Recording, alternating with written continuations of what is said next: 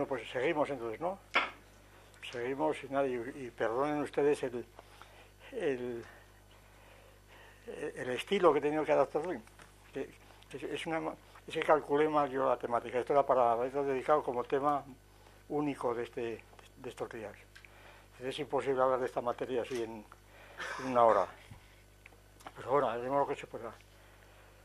Vamos a ver, entonces estábamos un poco presentando la cuestión de por qué razones entre 18 acepciones ordinarias de la palabra música o lenguaje, en este caso lenguaje, por qué seleccionamos la A, las acepciones A como las primitivas y las otras derivadas.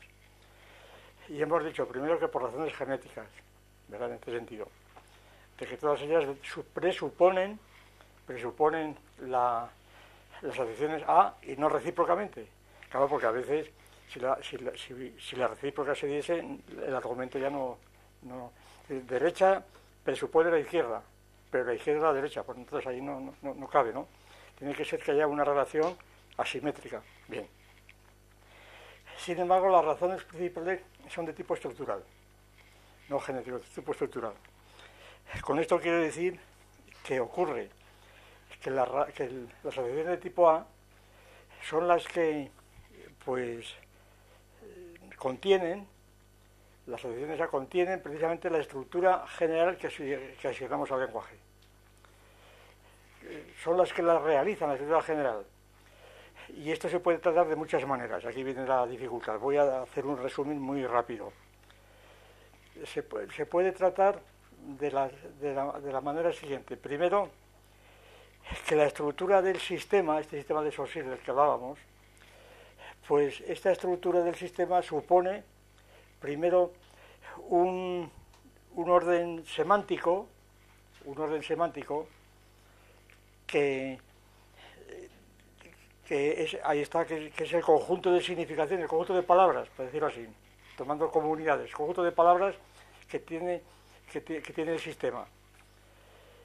Y un conjunto de pensamientos, decía Saussure. Bien, realmente la de Saussure, la imagen que él pone es la siguiente, que tiene mucho interés por las consecuencias que tiene después. Él dibuja en el curso, un esquema en donde pone una especie de río, un río, con el cual simboliza la masa de pensamientos indiferenciados, y después pone otro río debajo, que sería la masa de los sonidos, la masa sonora. Entonces, la primera lectura de aquello, bueno, vamos, es que no me puedo mover por el micrófono. Imaginen dos ríos que están así, y luego están cortados por unas líneas transversales que vienen a ser la segmentación de esa masa de pensamientos amorfa y de esa masa de sonidos amorfa, que está segmentado, y ahí aparecen las formas del contenido y las formas de la expresión, que dirá después Henslew. Esa es la cuestión. Es decir, que esta idea de Saussure se transformará después, sobre todo después del famoso Congreso de Praga, Jacobson, etcétera, se transformará en esa famosa distinción de la Escuela de Copenhague entre el aspecto de la expresión, que incluye la fonética, y el aspecto del contenido, que vienen a ser los pensamientos.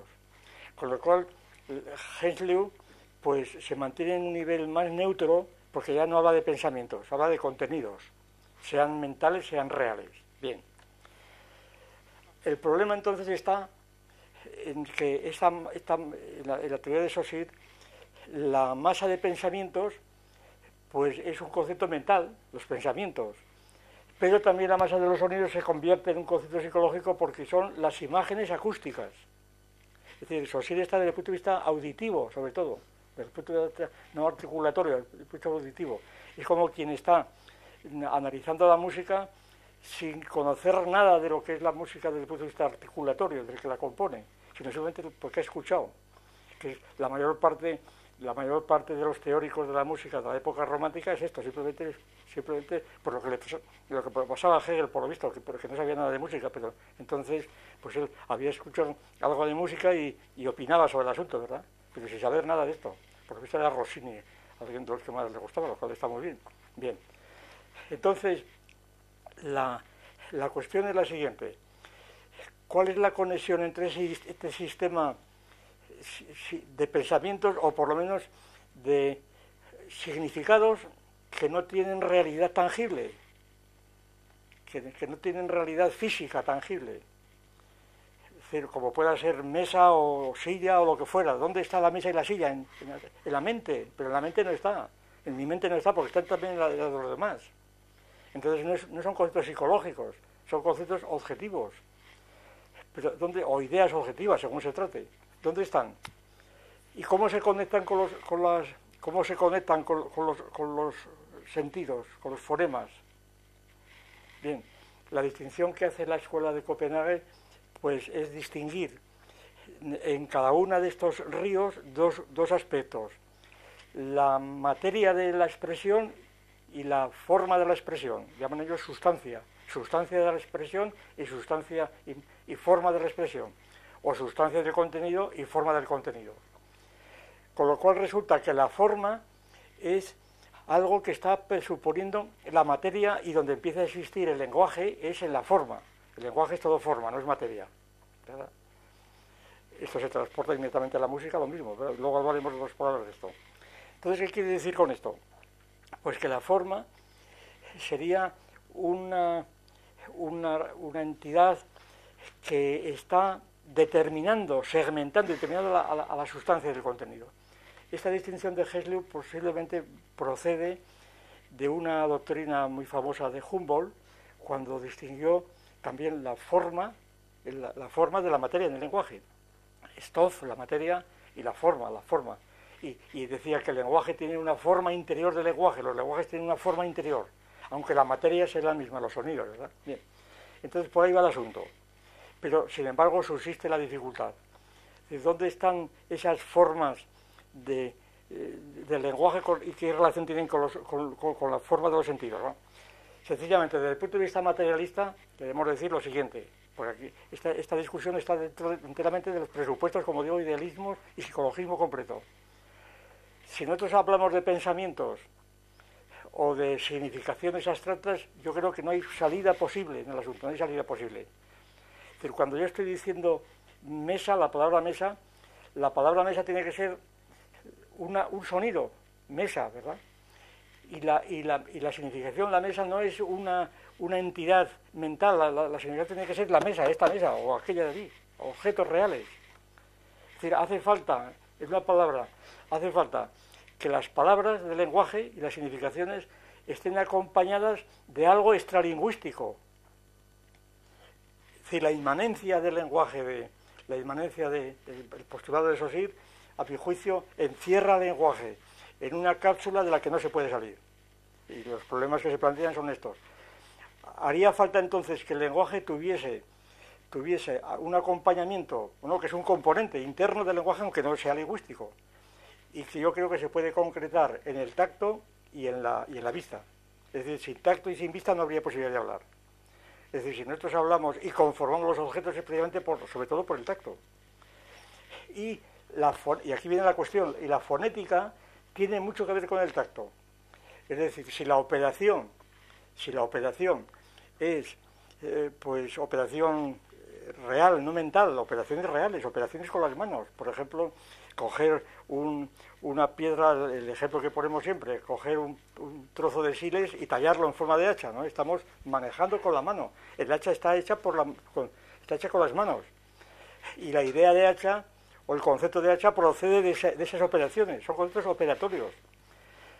Entonces, el tacto sería esencial, sobre todo viendo las analogías extraordinarias que median entre el aparato fonador, la boca, y las manos.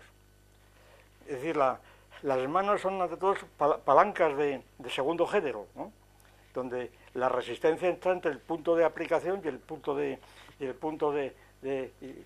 la fuerza, la potencia, vamos. Entonces, pero esto que ocurre con las manos, por ejemplo, la famosa aprensión, ¿verdad? La aprensión del índice y el pulgar, pues ahí se forma una palanca que ha sido esencial en toda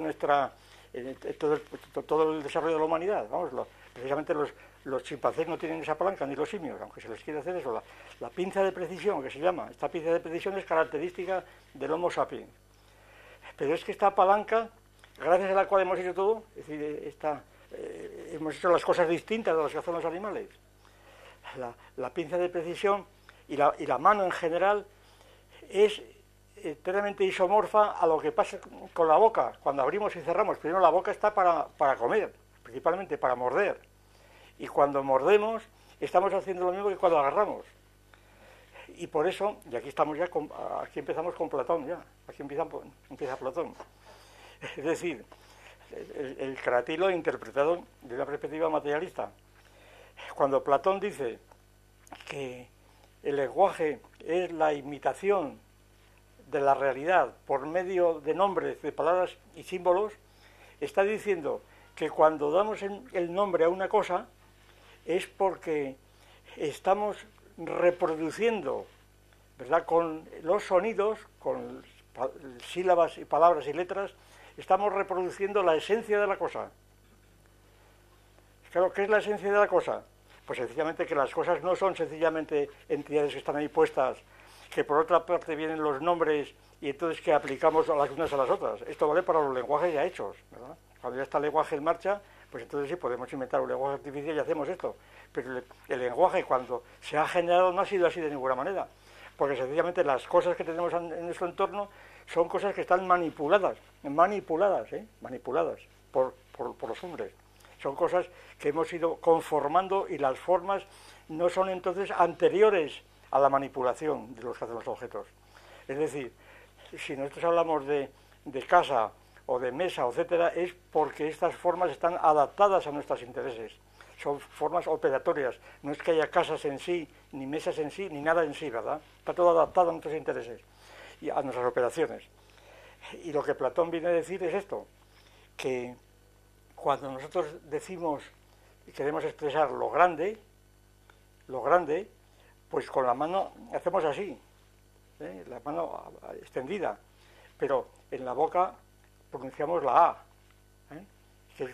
que es extender absolutamente todos los músculos y dejar que el aire fluya por todas las posibilidades, y entonces estamos expresando lo grande, como ocurre, y esta idea la tomó Jacobson después.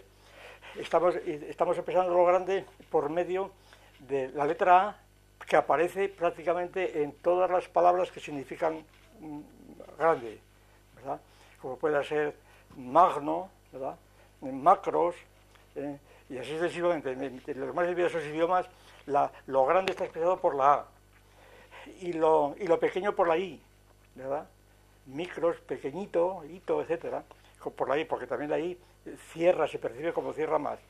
Lo que es fluyente, lo que transcurre al tacto, ¿verdad? Pues esto es lo que se desliza, lo suave, y el equivalente es la RO, la R, ¿verdad? Río, fluir, etcétera, en casi todos los idiomas. Entonces, estas semejanzas fonéticas están en la esencia de las cosas. ¿Qué quiere decir la esencia? Pues en la esencia antrópica de las cosas, no en la esencia real. Es decir, en lo que hace que una cosa sea esta y no sea la otra, ¿verdad? Lo que hace que una cosa sea grande y pequeña. Grande y pequeño son conceptos relativos en función de un criterio que es, en este caso, el hombre. Grande con respecto al hombre y pequeño con respecto al hombre, y así sucesivamente. Es decir, el tamaño del hombre, en la frase famosa de Protágoras, es la medida de todas las cosas, ¿no?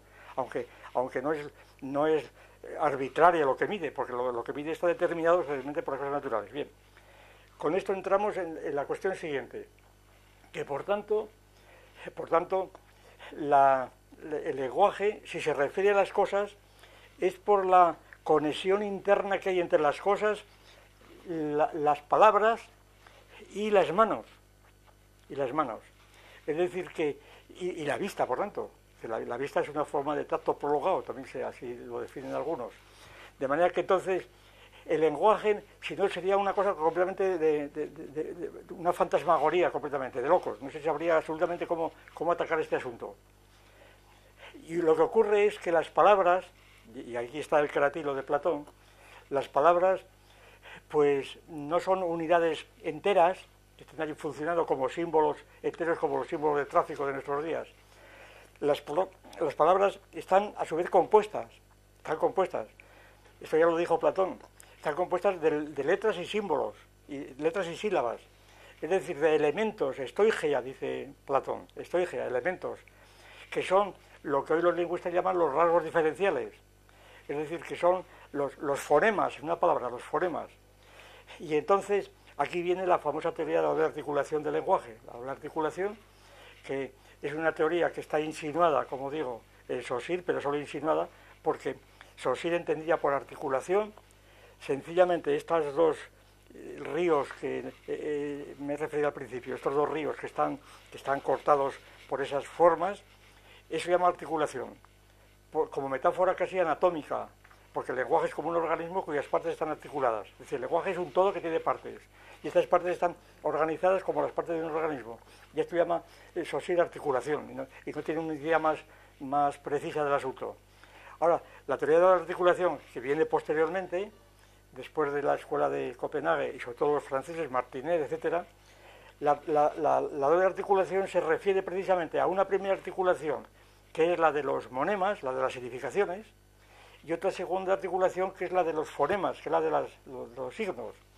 Y precisamente en este juego es donde están las posibilidades del lenguaje articulado, doblemente articulado, fonético, fonético. Es decir, lo esencial del lenguaje humano sería el ser fonético y estar doblemente articulado.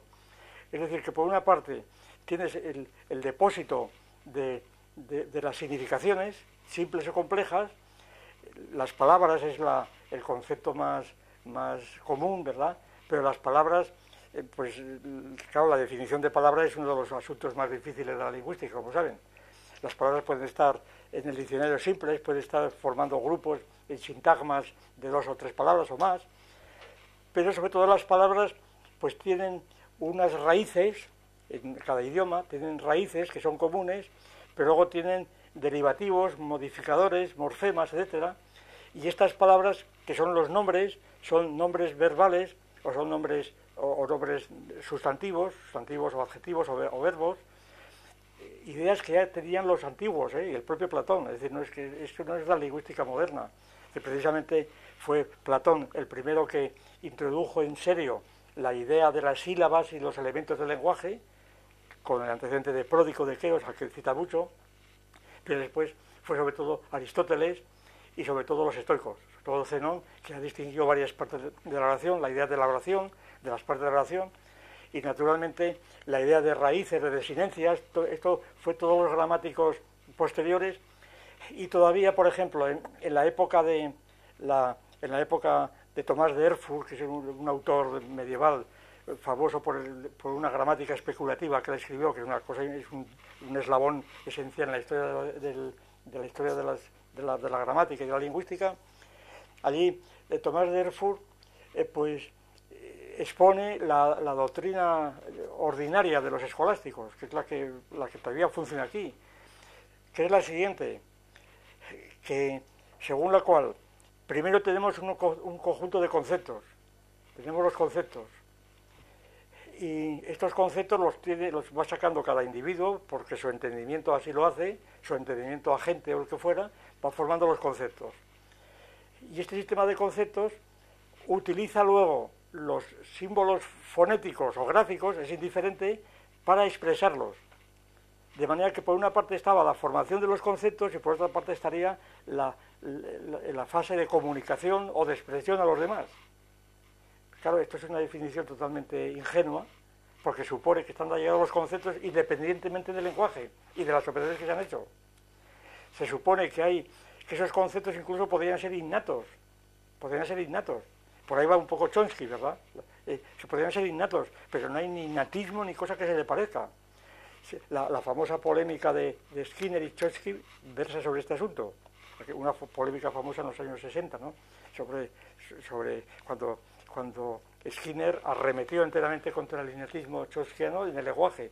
Y claro, Skinner estaba más o menos aludiendo precisamente a esta necesidad de contar con las cosas exteriores para poder entender lo que era el lenguaje.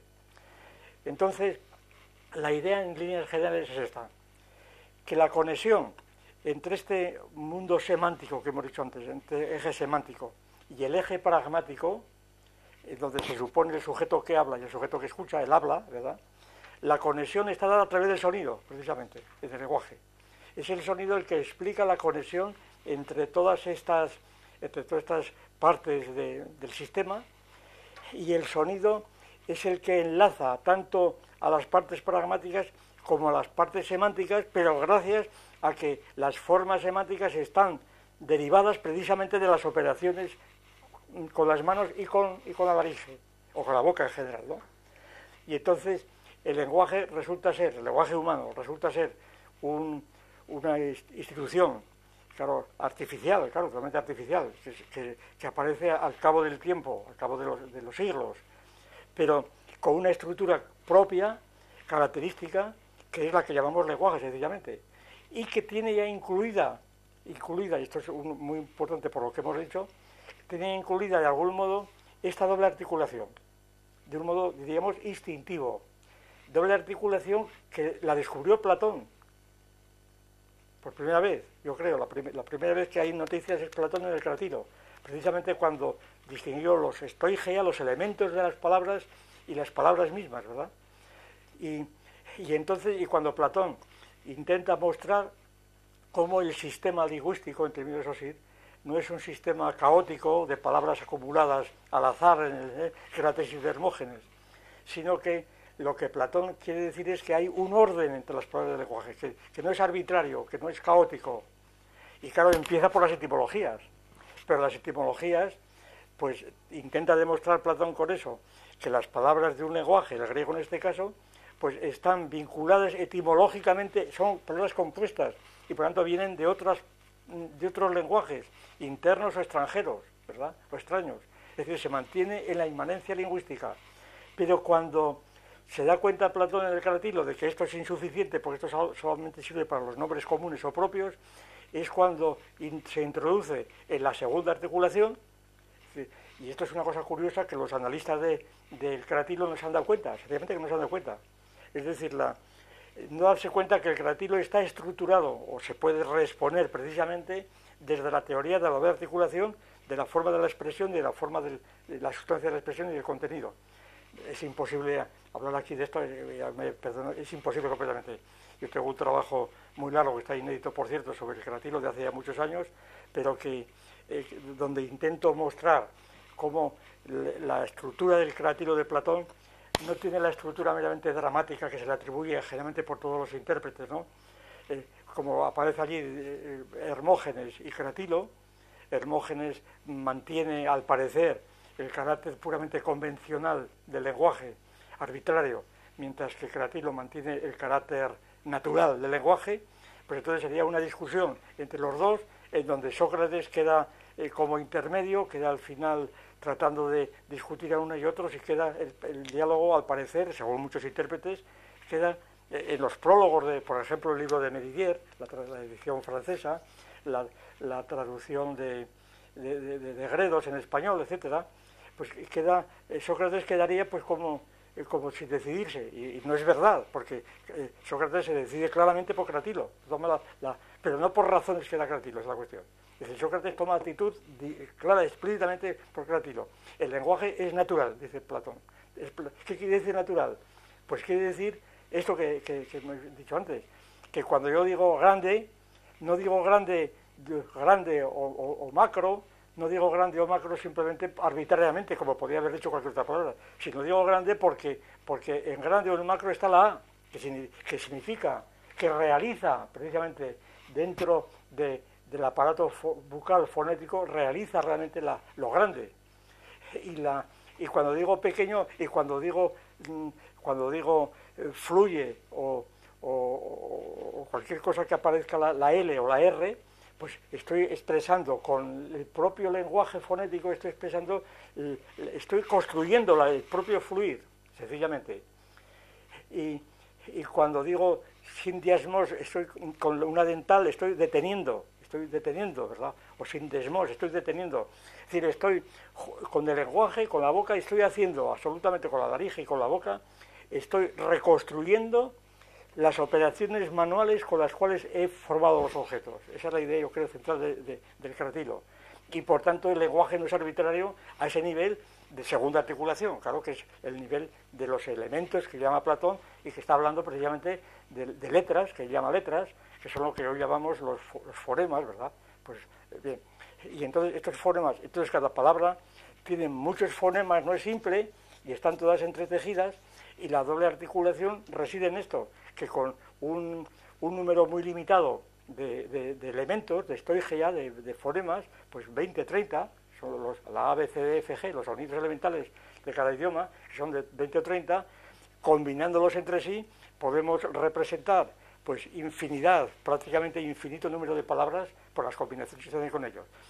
Y esto, que yo creo que fue Platón el primero que lo averiguó, esto fue posible mediante el descubrimiento de la escritura, precisamente. Es decir, la escritura alfabética, a diferencia de la ideográfica, la escritura es la que permite penetrar en la doble articulación del lenguaje. Es decir, gracias a la escritura vemos proyectado en un papel escrito, pues como una vocal se repite muchas veces, la A, la B, la C. Es decir, con pocos signos podemos construir cientos y cientos de palabras. Esa doble articulación la descubre, se ve en la escritura. Y entonces, la invención de la escritura alfabética, que no tiene nada que ver entonces con la escritura ideográfica de los egipcios, por ejemplo, o de los chinos, no tiene nada que ver, porque la escritura alfabética está fundada en el análisis del lenguaje según la doble articulación. Esa es la clave del asunto. Y el cratilo tendría la importancia de que nos ha descubierto gracias al lenguaje escrito, claro, gracias al lenguaje escrito. Es decir, no es que Platón haya tenido un genio tan extraordinario que haya visto lo que nadie ve, es que el lenguaje escrito lo demuestra.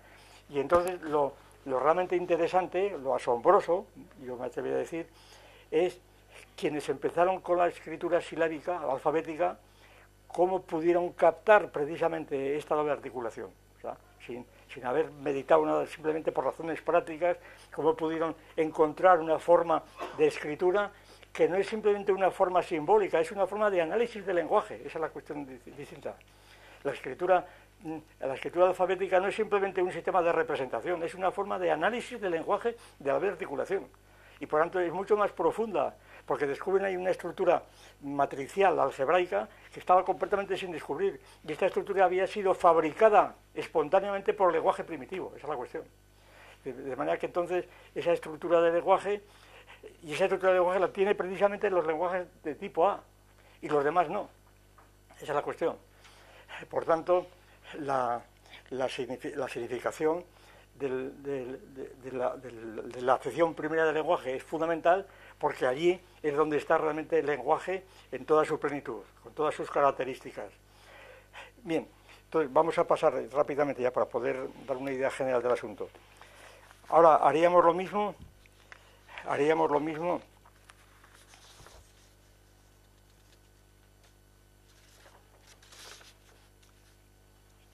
con la música, ¿verdad? Música. El día que viene, digo, traeré un cuadro ya escrito esto para que se pueda disponer, ¿verdad? Bien, en la música también utilizamos, es una palabra que la tomamos en bloque, y música es todo, música. Ahora hablábamos la música de los masái, etcétera. Bien, ¿es música o no es música?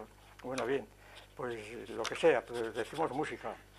O generalmente se dice música, sobre todo ahora se reivindica esa música como la primitiva, ¿no? La primera.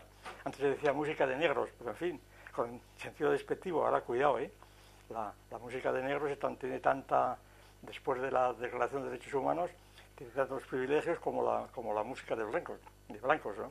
A pesar de aquel chiste que decían que la música es racista, la música escrita, porque en música una blanca vale por dos negras. Que hay un componente de racismo. Bueno, pues en la música haríamos lo mismo, ¿no? Primero, quiero decir que la música primitiva, vamos a llamarlo así, pues es tal música como arquitectura es la arquitectura de la arquitectura de una cabaña que se haga, ¿no? Esa arquitectura, bien, de acuerdo, una arquitectura. La arquitectura es arquitectura, claro, una cabaña que haga un chimpancé o todavía un lecho de... El chimpancé no hace cabañas, pero los chimpancés sí que hacen camas o cunas. Pues es una cuna del chimpancé. Hombre, pues no sé, eso es... No es cuestión de palabras, es cuestión de conceptos, es que no, es otra cosa diferente. Entonces la idea de la arquitectura, claro, me atengo también a la definición de Alberti, ¿verdad?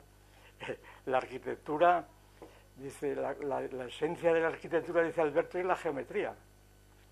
Dice, el arquitecto, llamo arquitecto no al que es capaz de transportar grandes bloques, grandes bloques, es decir, que no puede transportarlos uno solo, si necesita varios que transporten esos bloques, y los dispone según un orden que le marca al arquitecto, que naturalmente no transporta los bloques, el arquitecto no los transportan los operarios, pero el arte del arquitecto consiste simplemente en trazar planos y decir no en hacer edificios, sino en hacer planos. Eso es el arte del arquitecto. Y entonces los demás interpretan esos planos. Pero entonces, si no hay geometría, porque la esencia de Alberti es que la geometría es la base de la arquitectura. Por eso la arquitectura real empieza en Grecia, etcétera, sobre todo, ¿verdad? Ya consciente y responsable de lo que es, controlado lo que es, empieza en Grecia, y por tanto, si es la geometría, no cabe hablar de arquitectura de los pueblos primitivos. Es otra cosa diferente, ¿no? Correspondientemente con la música. Bien. Entonces tendríamos, en música habría una serie de acepciones A también, de acepciones A, que son acepciones primer analogado, que sería la siguiente. Pues aquí, 1, música hablada. Esto es una concesión a Rousseau, lo que habría que hablar mucho. La música hablada, es decir, que el habla primitiva ya es música por sí misma. Al hablar estamos cantando. Y entonces, la música cantarina, diríamos, la música cantarina que no la advierte quien habla, la advierte quien escucha desde otra música que ya no es música cantarina. Es decir, la música, cuando alguien está hablando, no se da cuenta de aquello que decía Dionisio de Halicarnaso, de que hay intervalos de quintas en el hablar ordinario. Bien, pues entonces, sino que, sin embargo, se llama música. Rousseau y otros muchos llaman música. Bien, primera sección. Segunda sección, 2. La música cantada, el canto. Esto ya se llama música ordinariamente. Alguien que está cantando una copla, una serranilla, lo que fuera, ¿no? Está cantando y esto ya es música, está cantando, pero al mismo tiempo está hablando. Y entonces allí la música está vinculada con el lenguaje, pero ya es música, ya veremos por qué. ¿Por qué criterios se pueden dar? En tercer lugar, la música ya desconectada del habla, del lenguaje, por tanto, porque aquí la música va unida al lenguaje, desconectada del habla. Y entonces aquí he distinguido en 3, música instrumental oral. La música instrumental, pues una trompeta, una flauta, etcétera, donde sigue incorporado el aparato vocal, la misma idea de cantar, está aprovechando un instrumento, ¿verdad?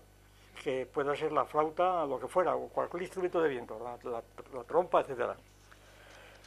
En tercer lugar, la música instrumental manual, es decir, ahí la mano, para aprovecharla en el imagen anterior.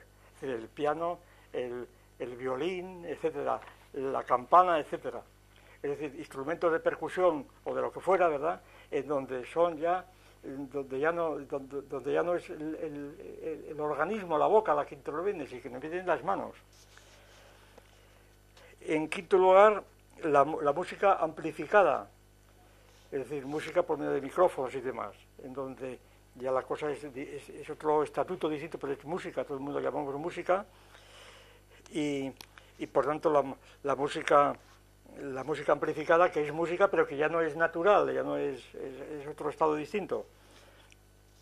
Y en sexto lugar, la música mecánica o eléctrica, ¿verdad?, o aleatoria, etcétera. Es decir, música que es mecánica, pero en fin, que bien. En el tipo B, pues también incluimos las acepciones que son aberrantes o patológicas o lo que fuera. Y aquí, claro, aquí empieza ya la dificultad, porque ahora para incluir en música pues aberrante, cualquier ejemplo es discutible, ¿verdad? Porque bueno, será aberrante según su criterio. Pero en fin, por ejemplo, lo principal es esto: la música, primero, 7, música distorsionada, ¿verdad? Pues bostezada, aullada, etcétera. Pues aquello es música. Pues sí, puede proceder de la música, pero está totalmente distorsionada, adrede a lo mejor, ¿verdad? Adrede, por lo que sea. Yo estoy pensando, para no ocultar lo que tengo ahí en este momento cuando estoy hablando de esto, pues la música tal como se entiende por música, gran parte de la música pop y el rock y demás, ¿verdad? Que está unida esencialmente a la danza y sin la cual no tiene autonomía ninguna. Claro, llamar a eso música me parece una concesión demasiado generosa, ¿verdad? Es decir, incluyendo aquí a Bob Dylan, ¿verdad? Que sea primer periodista de Asturias. Es decir, llamar a eso música me parece muy fuerte. Pero vamos, se llama música. Y en todo caso supone la otra, la anterior, porque es distorsión con respecto a la otra. En octavo lugar, la música caótica. Es decir, que está voluntariamente organizada como tal. Me estoy acordando de Senaki, la música aleatoria, etcétera. La música anegada en noveno lugar, anegada en otras cosas, la danza concretamente, la inclusión, la anegación de la música en la danza, yo creo que, bueno, aquí también sigo yo a Platón, es decir, la corrupción de la ciudad empieza por la corrupción de la música, ¿verdad? Cuando la música se convierte en danza y es un instrumento simplemente para la danza, pues deja de ser música, prevalece otra cosa diferente, tan digna como se quiera. Es las objeciones que se le puede poner siempre al ballet, a un ballet, como una institución completamente, a juicio de muchos, pues totalmente ridícula, ¿verdad? Porque tratar de hacer mediante mimos representar una obra musical, pues es simplemente interpretarla, todavía peor que se la interpretas lingüísticamente, ¿verdad? A pesar de que algunos, aquí tengo yo una cita de Goethe, del Wirtgenmeister, que pone muy bien esa tesis de cómo, es que es al revés, la tesis contraria, cómo la música pura no tiene ningún sentido porque lo recibe gracias a que se hace el lenguaje a través del texto, ¿verdad? A través del texto. Dice, leo dos frases de Goethe, dice, esta opinión tradicional que garantiza la respetabilidad intelectual de la música instrumental únicamente si se acompaña a la voz y representa significaciones concretas. Es decir, aquí Goethe está tratando de superar la distinción entre la música que va solamente a los sentidos y la música intelectual, pero identificando lo intelectual con el texto, con el lenguaje, y la música con lo puramente sensible. Y entonces Goethe arremete contra la música instrumental pura y dice, no, la única manera de prestigiar y dignificar a la música es que vaya juntamente con un texto que es la que le confiere su situación intelectual. Pues es decir, qué concepto de intelectual maneja Goethe aquí. Bien. Y luego la música negada que decía, y luego músicas especiales equivalentes al otro, pues música de los claxon, la música de las señales de radio, en fin, todo esto que se suele llamar música, también muchas veces, la música ambiental o que fuera. Acepciones de tipo C, pero que todas estas son fónicas, son sonoras. Acepciones deprivadas, ¿verdad? Música deprivada. Claro, pues aquí está primero la música mímica, esto que hemos dicho, el ritmo, el ballet, etcétera. El caso muy curioso del pianista con piano sordo, ¿verdad? Un piano sordo donde un pianista puede ejercitarse y puede hacer verdaderas portentos, ¿verdad?, de ejecución, pero no se oye. Y el técnico pues podría calibrar su capacidad observando el movimiento de los dedos. Aquí está, sería una especie de gimnasia donde el sonido habría sido cortado y aquello que es, pues decimos música muda, el piano mudo, ¿verdad? Pero es música, ¿por qué? Porque deriva de la otra música. Lo que es muy difícil de demostrar es que un músico pudiera, si no se lo sabía de memoria absolutamente, pudiera seguir desempeñando esa partitura muda si no tuviese él la coordinación con los sonidos. Es decir, que hay un circuito con sonidos necesario para mover los dedos. Y entonces esta especie de realimentación, cuando se corta, es posible, técnicamente es posible hacerlo, pero aquello es música, pues es música, es una sección especial, es música muda, afónica. Después tenemos la música de partitura, que ya hemos hablado de las 12, la música infraumbral, es decir, ahí tenemos toda la música de infrasonidos o de ultrasonidos, que no es auditiva, pero que se llama música. El caso más conocido es los experimentos de música neurológica de Penfield, cuando excitaba Penfield pues el hipotálamo, y entonces el paciente oía una melodía determinada, decía que la oía y la describía perfectamente y la identificaba como tal, ¿verdad? Entonces esa música no era audible, no era sonora, pero sin embargo estaba en la cabeza, en el cerebro del bien. Y luego, pues en el 14, pues todas estas metáforas que se dicen música arquitectónica, cuando se dice el Partenón es una sinfonía de mármol, ¿verdad?, de piedra, fórmula de Schopenhauer, muy repetidas. Es decir, la arquitectura es música petrificada, ¿verdad? Y así sucesivamente, ¿no? Y por último, en la sección tipo D, la música anantrópica, pues el 15, música zoológica, el concierto de los animales, ¿verdad? Después, la 16, la música genérica, respiración, etcétera, esto que hemos dicho antes. La 17, la música... Es que no veo con esta cosa.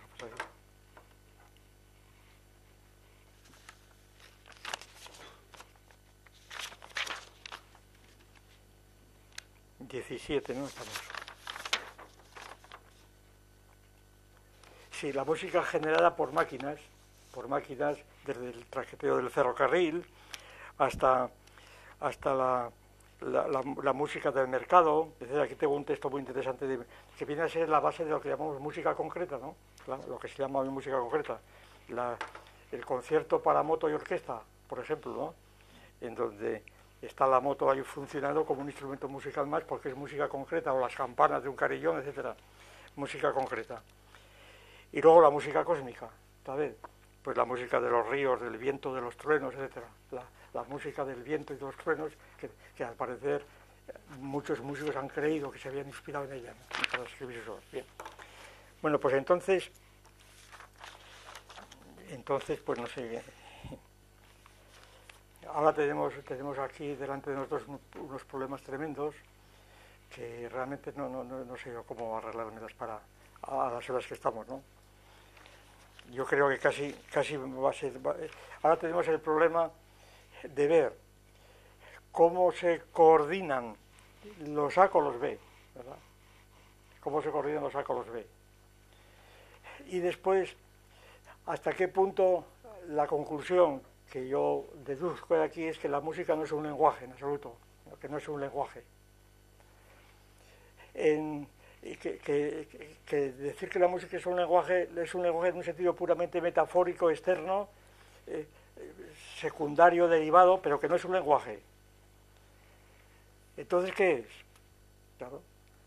¿Y por qué se empieza a instaurar el esquema de que la música es el lenguaje universal de los sentimientos? ¿Qué quiere decir esto? ¿Y cómo la música no tiene nada que ver con los sentimientos? ¿Y por qué razón esto se ha impuesto? ¿Y por qué razón merece la pena eliminarlo? ¿O hasta qué punto merece la pena eliminarlo? Bien. Bueno, esto es imposible, absolutamente imposible. No me arriesgo, de manera que yo creo que casi mejor el día próximo dedicamos a esto a terminar por lo menos, porque si no vamos a destrozar todo lo que yo tendría que decir y nada. Y si ya por si es discutible, escucho decir destrozado, todavía peor, ¿no? De manera que casi lo dejamos aquí y seguimos el día próximo con esto, porque es casi todo esto todavía imposible, vamos. Muy bien, pues nada, muchas gracias.